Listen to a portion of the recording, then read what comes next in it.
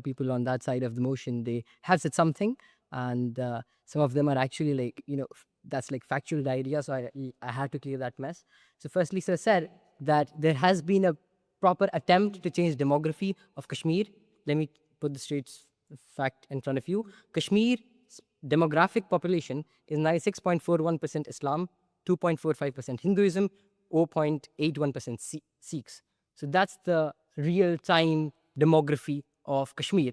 97%, and you're saying that it's actually a change of demographics. If you know history, then I think that you should know about the mass exodus of Kashmiri Pandits, and that was one of the biggest sort of exodus which happened and which actually changed democracy. And the rivers of Vitasta and Chandrabhag are still evident to it. A culture which started from Raj Tarangini of Kalhan and which had thousands of years of history, it got wiped out in a single night, and it happened due to people of extremist beliefs who were funded, who were supported by people sitting on that side of the border. Now, this is what you have missed. Secondly, you have said that $126 billion of worth of amount is lost due to Pakistan. But I think you should know you reap what you sow. So I think you should remember that.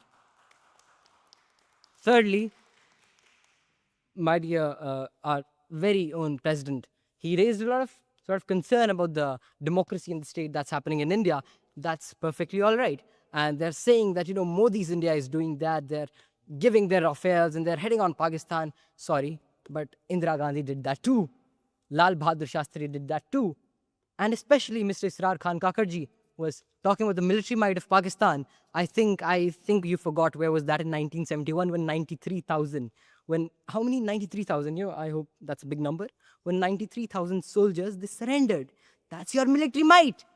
And it's the country of Pakistan which is the only country where generals lose and get more medals, because it is evident that Pakistan's policy towards India is so centralized in its military that their existence is because they show themselves to be in a constant state of war, in a constant state of attack, and that has made them like one of the richest people. Yeah, like Fauji Foundation owns some $6 billion worth of things, and Pakistan is run by feudalist, nepotistic people who don't care about what the actual Jamhuriyat can do in Pakistan.